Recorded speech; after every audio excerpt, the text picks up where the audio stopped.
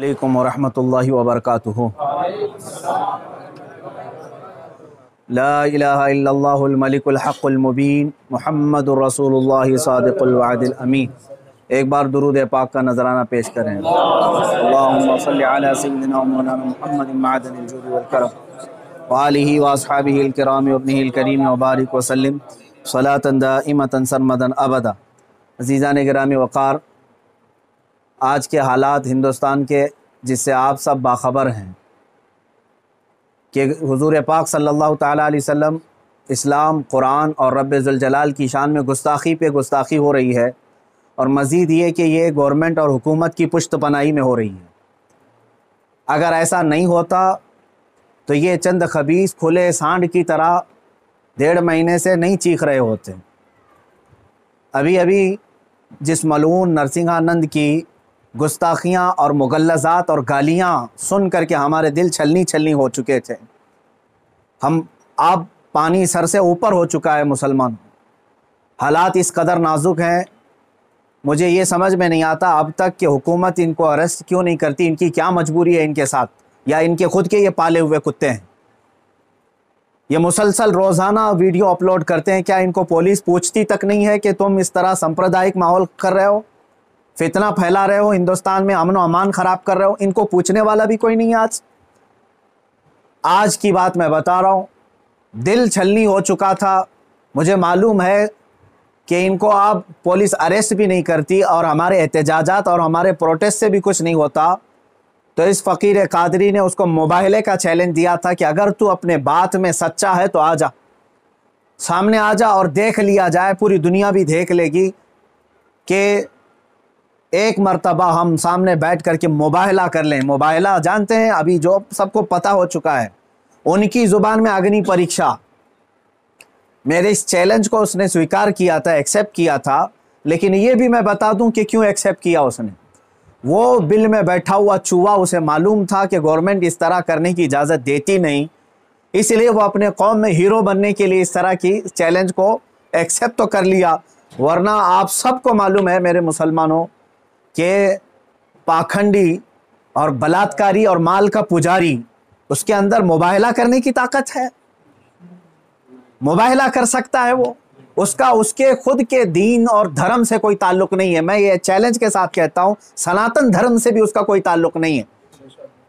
अब मैं जब बार बार उसको ललकारता रहा तो अभी जा करके अब वो मेरे जवाब में कहता है, मौलाना मैदान छोड़ करके भाग रहा है, परमिशन की जिम्मेदारी मेरे ऊपर डाल रहा है। आप सब ठंडे दिमाग से सोच करके बताएं, परमिशन की जिम्मेदारी इसको ना दूं तो और किसको दूं? इसलिए कि ये इसके आज हुकूमत इसकी पुश्त पनाही में है और ये नाजायज़ औलाद में से है उनकी। सारी परमिशन वगैरह की जिम्मेदारी तो तुम्हारी हाथ में है ना। मुझे परमिशन की ज़रूरत नहीं है। इंशाअल्लाह अज़ीज़, जिस दिन भी तू तैयार हो जाएगा मेरी आखिरी सांस तक, उस दिन भी मैं मुबाहले के लिए हाजिर हो जाऊंगा।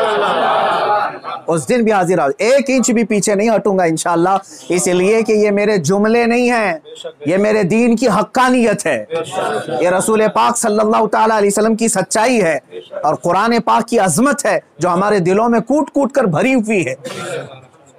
ये जालिम मुबाहला करेंगे, मुबाहला करेंगे। अब सुनिए, मुबाहले के नाम पर ये एक्सेप्ट करके हीरो बन रहा था अपनी कौम में और मुझे कह रहा है मैदान छोड़कर भाग रहा है। मैं इससे कहता हूं, आप सबको मालूम है ना, चंद दिन कबल ये दिल्ली के प्रेस क्लब ऑफ इंडिया में बैठ करके जहर उगल रहा था, हुजूर पाक सल्लल्लाहु ताला अलैहि वसल्लम की शान में गालियां बक रहा था। आज इसको याद आ गया ये लोकतांत्रिक देश है। आज ये कह रहा है ये लोकतांत्रिक देश है, मौलाना क्या ऐसी परमिशन यहाँ मिलती है? तो खबीस के बच्चे, तुझे ये पहले मालूम नहीं था कि इस लोकतांत्रिक देश में किसी धर्म को गाली नहीं देना चाहिए? मलून नाजायज औलाद, तुझे ये नहीं मालूम कि लोकतांत्रिक देश में किसी धर्म को गाली नहीं दी जाती? जब तू देश के सारे संविधान का उल्लंघन करके जहर उगल सकता है, प्रेस क्लब ऑफ इंडिया में तुझे परमिशन दी जा सकती है, तो इस मुबाहले की परमिशन क्यों नहीं मिलती? ठीक है, तुझे मैदान में नहीं मिलती, प्रेस क्लब ऑफ इंडिया तेरे बाप का है ना, जहां बैठ करके तूने गालियां बकी थी। मैं आज फिर से कहता हूं मुसलमानों, जरा बराबर भी अपने दिल में हल्कापन महसूस नहीं करना। मैंने ये अपने घर की बात नहीं कही थी, 1400 साल से इस धरती पर जमे हुए इस्लाम की बात कही है। और इससे बड़े और इससे सड़े भी आए, इस्लाम का कुछ नहीं बिगाड़ सकते। मेरे आका सल्लल्लाहु ताला अलैहि वसल्लम की जात पर अगर थूकता है तो ये सूरज पर थूकने के मानिंद है। इसका मुंह अभी चंद दिन बाद देखना इतना काला हो जाएगा कि इसके खुद चेले इससे नफरत करेंगे। हाँ, मेरा अकीदा मेरे रसूल पाक के लिए ये है, या रसूल अल्लाह तू घटाए से किसी के ना घटा है ना घटे। या रसूल अल्लाह, या रसूल अल्लाह तू घटाए से किसी के ना घटा है ना घटेगा। जब बढ़ाए तुझे अल्लाह ताला तेरा, मिट गए मिटते हैं मिट जाएंगे आदा तेरे, ना मिटा है ना मिटेगा कभी चर्चा तेरा। मेरे आका सल्लल्लाहु ताला अलैहि वसल्लम का चर्चा कभी नहीं मिटेगा। हाँ, अब सुनो मेरे अजीजों, इस खबीस मलून ने चैलेंज को एक्सेप्ट करके अपनी कौम में हीरो बनने की कोशिश की थी। मैं फिर से कहता हूं, जिंदगी गुजर जाएगी, इसका पेशाब निकल जाएगा, मुबाहिले के लिए नहीं आ सकता। मुबाहिला बहुत दूर की बात है, मुबाहिला बहुत दूर की बात है। मैं गवर्नमेंट से भी कहता हूं, प्रशासन से भी कहता हूं, यह बार बार भौंक रहा है और कह रहा है कि मुझे इस्लाम की सच्चाई बताना है, मुझे कुरान की सच्चाई बताना है। इसको एक बार बताने का मौका दे दिया जाए, इसको एक बार मौका दे दो हमारे सामने कि ये इस्लाम की सच्चाई बता दे। आज इस खबीस के चेलों से भी मैं कहता हूं, तुम अपने गुरु को मना करके ले आ जाओ हमारे सामने। ये बार बार कह रहा है ना कि मुझे कुरान की सच्चाई बताना है, कुरान की। मैं कहता हूं मुबाहिला बहुत दूर की बात है, वो सिर्फ हमारे सामने बैठने की हिम्मत कर ले। जिस दिन वो सामने बैठे और इस्लाम की सच्चाई बताने की बात करता है, कसम रब्बे जुल जलाल की, कसम रब्बे जुल जलाल की, जितनी बातें उसने मेरे नबी की शान में कही हैं, एक बात वो साबित कर दे, उसी दिन मैं अपनी गर्दन देकर के आ जाऊंगा इंशाअल्लाह। मैं वहीं पर अपनी गर्दन देकर के आ जाऊंगा। ये सारे उसके चेलों से भी कहता हूं, तुम जुमलेबाजी कर रहे हो। और इस चैलेंज के बाद अब सोशल मीडिया में बरसात के मेंढक की तरह बहुत सारे आ गए, मौलाना का चैलेंज हमको भी एक्सेप्ट है, हमको भी एक्सेप्ट है। तुम क्या समझ रहे हो, गुडी गुडे का खेल खेलने जा रहे हैं हम? ये कोई खेल खेलने जा रहे हैं? तारीख पढ़ लेना, पता चलेगा तुम्हें मुबाहिला कहते किसे हैं। अजीजान गिरामी वकार, आज दिल जल रहा है इसलिए मैं अर्ज कर रहा हूं, ये मुकाबले में नहीं आएंगे। फिर भी मैं कहता हूं, ये 17 रमजानुल मुबारक 30 अप्रैल आने तक ये जितने चेले भौंक रहे हैं, इसमें एक रामपाल का एक शिष्य है, कोई शागिर्द आया है, वो कहता है मोहम्मद आखिरी नबी भी नहीं है सल्लल्लाहु अलैहि वसल्लम। माअज़ल्लाह। ऐ मुसलमानों, इसने खत्मे नबुव्वत पर भी डाका डाला। वो कहता है रामपाल आखिरी नबी थे, मैं साबित करता हूं और चुनौती को स्वीकार करता हूं। ये सारे पाखंडी एक साथ आ जाएं, एक साथ आ जाएं। और गवर्नमेंट से फिर मैं कहता हूं, अब ये बात बहुत बढ़ चुकी है, मीडिया वाले भी मजाक ना समझें, इनको साबित करने का मौका दें और हम हानि के लिए तैयार हैं। मैं एक नहीं, हिंदुस्तान की 11 बड़ी खानकाएं मेरे साथ खड़ी हैं और तकरीबन 100 उलमाए अहले सुन्नत और मुफ्तियान इज़ाम अभी इसी वक्त दिल्ली आने के लिए तैयार। मेरे अजीजों, ये कोई खेल की बात नहीं कर रहा हूं। अल्हम्दुलिल्लाह 100 तो मैं अपने लिस्ट में रखा हूं, हजारों की तादाद में यहां पर अपनी जान लुटाने के लिए तैयार। ऐ मुसलमानों, अब पानी सर से ऊपर हो चुका है। अब ये 30 अप्रैल और 17 रमजानुल मुबारक की तारीख मैंने ऐलान तो किया और ये बार बार इसको हल्के में लेकर मजाक उड़ाते। आज भी ये कहता है कुरान को गुंडों की किताब, कुरान कहता है वायरस है, कुरान को कहता है गंदी किताब। कहां मर गया तुम्हारा ज़मीर, कहां मर गया? मुसलमानों, मैं अब आपसे कहता हूं, इस तारीख को मेरे 3 ही ऐलान होंगे, मुझे पहुंचने दिया जाए, मुझे पहुंचने दिया जाए। उससे पहले अगर गवर्नमेंट या इनके कोई भी दबाव में आकर के अरेस्ट करते हैं, उसी दिन समझ जाना है मुसलमानों, इस्लाम की फतह हो चुकी है। समझ जाना, मैं अगर अंदर होता हूं तो लाखों मुसलमानों के अंदर का ईमान बाहर आ जाएगा इंशाअल्लाह अज़ीज़। ये एक बात याद रख लेना। दूसरी बात, अगर इस तारीख से पहले हुकूमत इसे अरेस्ट नहीं करती, जो रोजाना आज तक खुलेआम इस तरह की गुस्ताखियां कर रहा है, हद हो गई, हद हो गई। यहां पर होम मिनिस्टर पर कोई टिप्पणी करे तो जेल में चला जाए, और यह मुसलसल 1.5 महीने से मुगल्लजात बक रहा है, पखाना उगल रहा है और कोई कुछ नहीं करता, इसको पूछता तक नहीं इसको। और अगर इस तारीख तक या तो उसे अरेस्ट करे या तो फिर इस तारीख को पूरे हिंदुस्तान भर के मुसलमान कोई भी अपने घर में नहीं बैठेगा इंशाअल्लाह। मेरी इस बात पर लब्बैक कहते हैं आप सुन लें, इसलिए कि अब यहां पर हमारी जमीन जायदाद का मसला नहीं है। ये मत समझ लेना या जमीन मांगने के लिए आ रहे हैं, हुकूक मांगने के लिए आ रहे हैं। अरे मियां, अब तो हमारे जड़ की बात आ गई है। और मुसलमानों याद रख लो, अगर तुम्हारा यहां पर रसूल पाक की इज्जत सलामत नहीं है तो फिर तुम्हारा जीना भी किसी काम का नहीं है। अब ये चाहते हैं ना हम बाहर निकलेंगे तो वायलेंस हो जाएगा, फला हो जाएगा। हम ये नहीं चाहते फसाद हो जाए, इसीलिए तो बार बार गुहार लगा रहे हैं हुकूमत को, बार बार कह रहे हैं फसाद की जड़ को अंदर करो, उसे भौंकने से रोको। नहीं सुन रही है। और इससे भी आप समझ जाना है मुसलमानों, हुकूमत की मंशा यही है कि आप ये पूरे हिंदुस्तान में फसाद कराना चाहते हैं, पूरे हिंदुस्तान को जलाना चाहते हैं, वरना ऐसे पाखंडियों को खुलेआम नहीं छोड़ते।